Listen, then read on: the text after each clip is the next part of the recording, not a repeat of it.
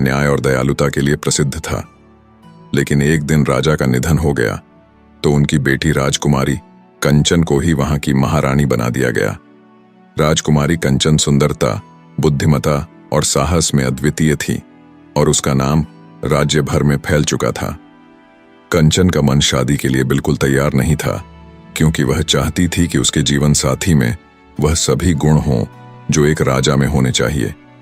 वह चाहती थी कि उसका जीवन साथी न केवल साहसी हो, बल्कि एक समझदार और योग्य शासक भी हो।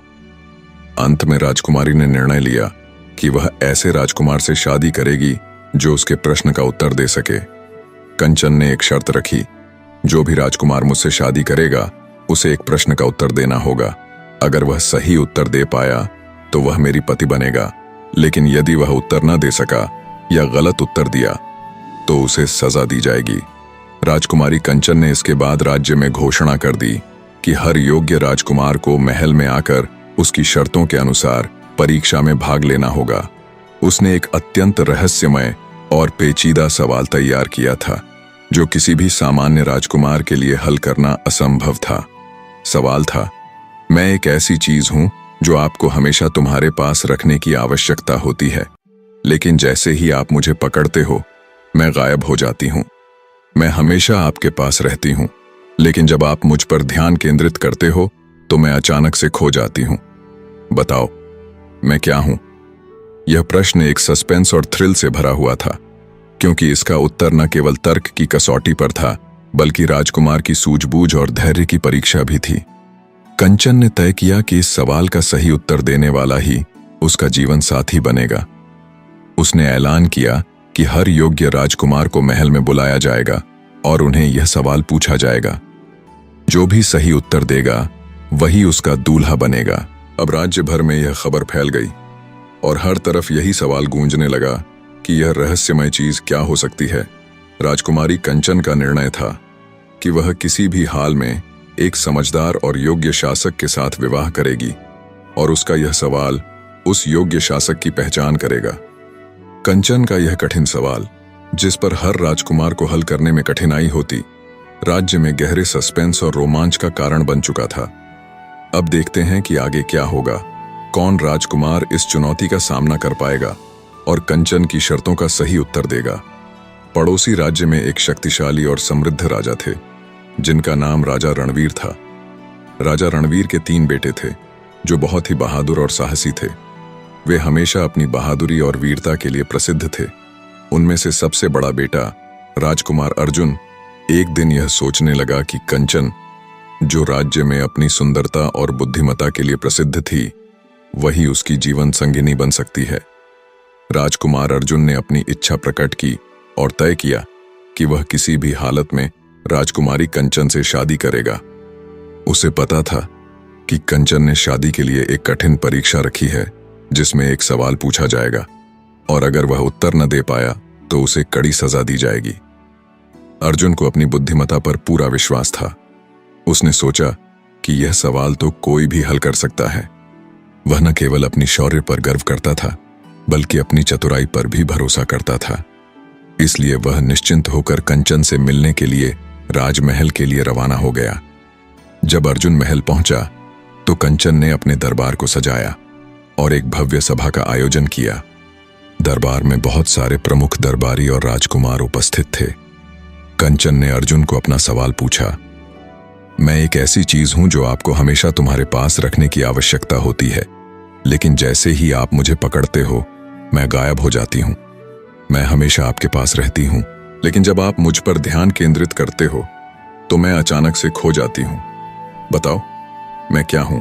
राजकुमार अर्जुन को पहले तो यह सवाल आसान लगा, लेकिन जैसे ही उसने गहरे से सोचना शुरू किया, वह पूरी तरह से उलझ गया। वह सोचने लगा, यह कोई सामान्य सवाल नहीं हो सकता, इसमें कुछ गहरी बात है। अर्जुन ने कई बार उत्तर देने की कोशिश की, लेकिन हर बार वह किसी न किसी दिशा में गलती कर रहा था। उसे समझ नहीं आ रहा था कि यह सवाल आखिर क्या हो सकता है। आखिरकार जब अर्जुन न जाने कितनी बार सवाल के बारे में सोचने के बाद भी उत्तर नहीं दे पाया, तो कंचन का चेहरा कठोर हो गया। दरबार में एक सन्नाटा छा गया। कंचन ने अपनी आवाज में गहरी और गंभीरता से कहा, तुम उत्तर नहीं दे पाए तो तुम्हें फांसी की सजा दी जाएगी। राजकुमार अर्जुन हैरान और शर्मिंदा था। उसे यह नहीं समझ आया कि उसने कहां गलती की। वह समझ नहीं पा रहा था कि कंचन का सवाल इतनी गहराई से क्यों भरा था। उसके सारे आत्मविश्वास और साहस एक झटके में ढह गए। दरबार के सभी लोग चुपचाप यह दृश्य देख रहे थे। कंचन ने आदेश दिया और अर्जुन को सजा दी गई। यह एक कठोर निर्णय था, लेकिन कंचन ने अपनी शर्तों के अनुसार इसे लागू किया। दरबार में उपस्थित सभी लोग चुपचाप खड़े थे और राजकुमार आदित्य की मौत ने सभी को हिला दिया। राजकुमारी कंचन ने अपनी शर्त को लेकर राज्य में एक तरह का उत्पात मचा दिया था। हर राजकुमार जो कंचन से शादी करने की इच्छा लेकर आता, वह अपनी बहादुरी और शौर्य का बखान करता। लेकिन जब कंचन अपना रहस्यमयी सवाल पूछती, तब वह सभी राजकुमार असमर्थ हो जाते थे। कंचन ने पहले राजकुमार अर्जुन को सजा दी थी और उसके बाद कई अन्य राजकुमार भी आए जो कंचन से विवाह करने के लिए तत्पर थे। हर बार कंचन ने वही सवाल पूछा, मैं एक ऐसी चीज हूं जो आपको हमेशा तुम्हारे पास रखने की आवश्यकता होती है, लेकिन जैसे ही आप मुझे पकड़ते हो मैं गायब हो जाती हूं। मैं हमेशा आपके पास रहती हूं, लेकिन जब आप मुझ पर ध्यान केंद्रित करते हो तो मैं अचानक से खो जाती हूं। बताओ मैं क्या हूं? और हर बार कोई न कोई राजकुमार उत्तर नहीं दे पाता। कंचन की नजर में यह सवाल किसी भी प्रकार से हल करने वाला नहीं था, अगर व्यक्ति उसकी सही सूझबूझ से जवाब नहीं दे सकता था। और परिणाम स्वरूप हर असफल राजकुमार को फांसी की सजा दी गई, जिससे राज्य में भय और असमंजस फैल गया। राजकुमारी कंचन की कठोरता और माया ने राज्य में भय का वातावरण बना दिया था। लोग कंचन के कठोर निर्णयों को लेकर चिंता में थे, लेकिन कंचन ने एक सख्त रवैया अपनाया और अपने दरबार में कहा, जो मेरे प्रश्न का सही उत्तर देगा वही मेरे योग्य है। मैं किसी भी राजकुमार से शादी नहीं करूंगी जो मेरी परीक्षा में असफल होगा। राजकुमारी कंचन के राज्य में एक दिन एक पड़ोसी राज्य का राजकुमार आया। वह राजकुमार दिखने में बेहद सुंदर और आकर्षक था और उसकी बुद्धिमानी भी प्रसिद्ध थी। उसने सुना था कि कंचन ने एक जटिल सवाल रखा है, जिसका उत्तर अगर कोई राजकुमार सही ढंग से दे सके तो वह उसकी पत्नी बन जाएगी। राजकुमार ने ठान लिया कि वह इस सवाल का सही उत्तर जानने के बाद ही कंचन से मिलने जाएगा, ताकि वह कंचन से विवाह के योग्य बन सके। राजकुमार ने धीरे धीरे योजना बनाई और छुपते छुपाते कंचन के राज्य में घुस आया। वह जानता था कि कंचन का बगीचा एक ऐसी जगह है जहां वह अक्सर अपनी दासियों के साथ जाती थी। बगीचा कंचन की पसंदीदा जगह थी और वह वहां शांति से बैठती थी, विचार करती थी और कभी-कभी अपनी दासियों के साथ बातचीत करती थी। राजकुमार ने यह समझ लिया था और एक दिन छिपते हुए बगीचे की ओर बढ़ा। वह राजकुमार बगीचे में छिपकर बैठ गया और वहां की सुंदरता का आनंद लिया। थोड़ी देर बाद उसने देखा कि कंचन अपनी दासियों के साथ बगीचे में आई। उसकी दासियां कंचन के चारों ओर घूम रही थीं और राजकुमार को यह देखकर पता चला कि वह एक बहुत ही सुंदर और शक्तिशाली महिला है। राजकुमारी कंचन की खूबसूरती से राजकुमार भी मोहित हो गया था, लेकिन उसे इस समय अपनी योजना पर ध्यान केंद्रित करना था। तभी अचानक एक दासी ने राजकुमार को देख लिया। वह दासी इतनी चंचल थी और उसकी नजरें काफी तेज थीं। वह राजकुमार की खूबसूरती देखकर मोहित हो गई और धीरे धीरे कंचन से कुछ बातें करने लगी। दासी ने कंचन से कहा, महारानी, इस बगीचे में एक युवा और आकर्षक पुरुष छिपा बैठा है। वह हमसे कुछ दूर बैठा है और हमें देख रहा है। कंचन ने यह सुना और तुरंत अपनी दासियों को इशारा किया कि वे वहां जाएं और राजकुमार को ढूंढें। राजकुमारी कंचन की दासी, जो अपनी रानी के आदेशों का हमेशा पालन करती थी, इस बार कुछ अलग महसूस कर रही थी। जब उसने बगीचे में छिपे उस राजकुमार को देखा तो वह उसकी सुंदरता और मासूमियत से प्रभावित हो गई। राजकुमार उसे कोई साधारण व्यक्ति नहीं, बल्कि एक सच्चा और साहसी इंसान लगा। उसने सोचा कि अगर वह राजकुमार को रानी के पास ले गई तो उसका अंजाम भी बाकी राजकुमारों जैसा होगा, फांसी। दासी धीरे धीरे राजकुमार की ओर बढ़ी। राजकुमार ने उसे देखा और डर के बजाय आत्मविश्वास से खड़ा हो गया। दासी ने पास आकर फुसफुसाते हुए कहा, तुम्हें यहां से तुरंत चले जाना चाहिए। अगर रानी कंचन ने तुम्हें देख लिया तो तुम्हारी जान नहीं बचेगी। राजकुमार ने मुस्कुराते हुए कहा, मैं जानता हूं कि यह खतरनाक है, लेकिन मैं यहां इसलिए आया हूं क्योंकि मैं रानी के सवाल का उत्तर जानना चाहता हूं। मुझे कंचन से विवाह करना है और इसके लिए मैं हर जोखिम उठाने के लिए तैयार हूं। दासी उसकी बात सुनकर हैरान रह गई। उसने सोचा, यह व्यक्ति बाकी लोगों से अलग है। इसका आत्मविश्वास और इसके इरादे कितने मजबूत हैं। लेकिन फिर भी इसे यहां से हटाना जरूरी है, वरना रानी इसे फांसी पर लटका देगी। दासी ने गहरी सांस लेते हुए कहा, अगर तुम सच में अपने इरादों में सच्चे हो तो यहां रुके बिना आज रात महल के पीछे वाले जंगल में आओ। मैं वहां आऊंगी और तुम्हारी मदद करूंगी, लेकिन याद रखना, यह हमारा गुप्त स्थान होगा। अगर किसी को इसका पता चला तो मैं भी अपनी जान खो सकती हूं। राजकुमार ने उसकी बात मान ली और सहमति में सिर हिलाया। दासी ने उसे वहां से जाने का इशारा किया। जैसे ही राजकुमार बगीचे से बाहर निकला, उसका दिल उत्साह और जिज्ञासा से भर गया। वह सोचने लगा, यह दासी मेरी मदद क्यों कर रही है? क्या यह मेरी ओर आकर्षित है या यह कंचन की योजना का ही एक हिस्सा हो सकता है? दूसरी ओर दासी ने भी अपने अंदर एक अजीब सी हलचल महसूस की। उसने पहली बार अपने रानी के आदेशों के खिलाफ जाने का साहस किया था। वह खुद से कह रही थी, यह व्यक्ति अलग है, शायद इसके आने से कुछ नया होगा। मुझे इसे एक मौका देना चाहिए। जैसे ही रात का घना अंधकार जंगल पर छा गया, दासी चुपचाप महल से निकलकर पीछे वाले जंगल में पहुंची। वह सतर्क थी कि कोई उसे देख न ले। उसके मन में डर और जिज्ञासा दोनों थे। आखिर वह किसी अजनबी राजकुमार से मिलने जा रही थी जो महल की परंपराओं के लिए खतरा हो सकता था। दासी ने देखा कि राजकुमार पहले से ही वहां एक बड़े पेड़ के नीचे खड़ा इंतजार कर रहा था। चांदनी की हल्की रोशनी में उसका चेहरा और भी चमक रहा था। वह उसकी ओर बढ़ी और फुसफुसाकर बोली, तुम कौन हो और इस राज्य में क्यों आए हो? मुझे सच सच बताओ। राजकुमार ने गहरी सांस ली और जवाब दिया, मेरा नाम आदित्य है। मैं पड़ोसी राज्य का राजकुमार हूं। मैं यहां केवल एक उद्देश्य से आया हूं, रानी कंचन के प्रश्न का उत्तर जानने के लिए। दासी उसकी बात सुनकर थोड़ी उलझन में पड़ गई। उसने कहा, यह जानकर तुम्हें क्या मिलेगा? अब तक इस प्रश्न का उत्तर देने में न जाने कितने राजकुमार अपनी जान गंवा चुके हैं। तुम्हें भी वही अंजाम भुगतना पड़ेगा। तुम क्यों अपनी जान जोखिम में डाल रहे हो? राजकुमार की आंखों में दर्द और दृढ़ता दोनों दिखाई दी। उसने धीरे से कहा, तुम्हें शायद यह नहीं पता, लेकिन आज से कई साल पहले मेरा बड़ा भाई भी यहां आया था। वह भी कंचन के प्रश्न का उत्तर देने की कोशिश में असफल रहा। उसे तुम्हारी रानी ने फांसी पर चढ़ा दिया। मेरे परिवार ने तब से कभी चैन की सांस नहीं ली।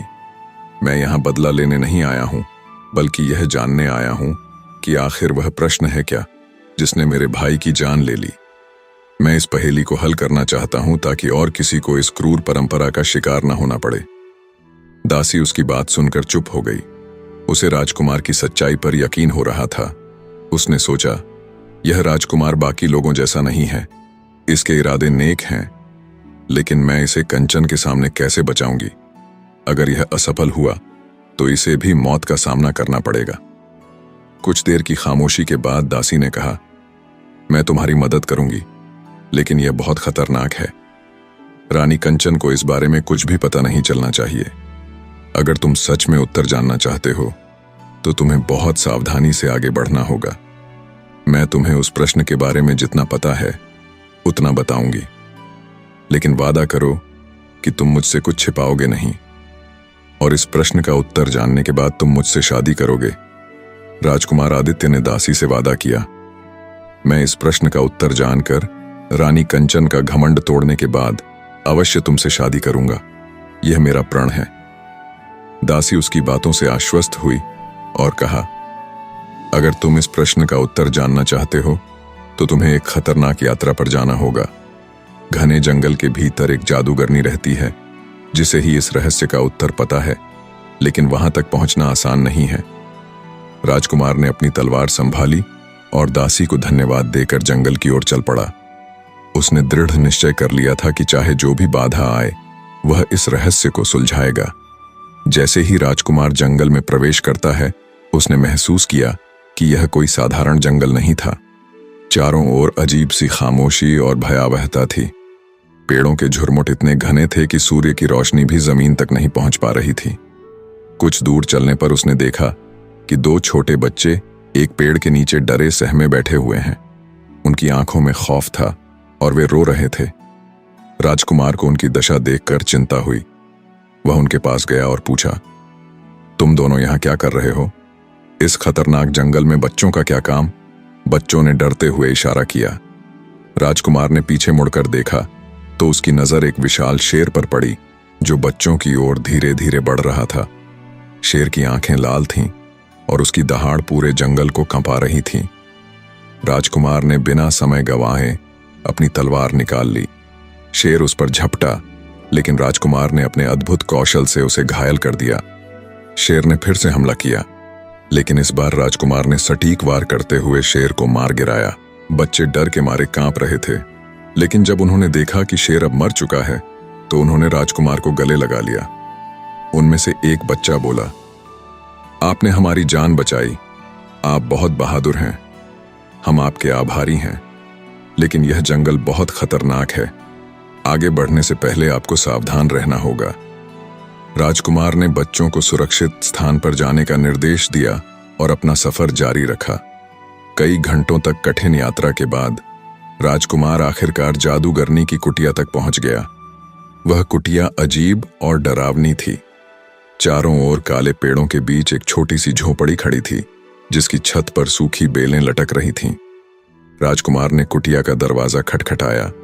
अंदर से एक भारी और गूंजती हुई आवाज आई, कौन है जो मेरी शांति भंग कर रहा है?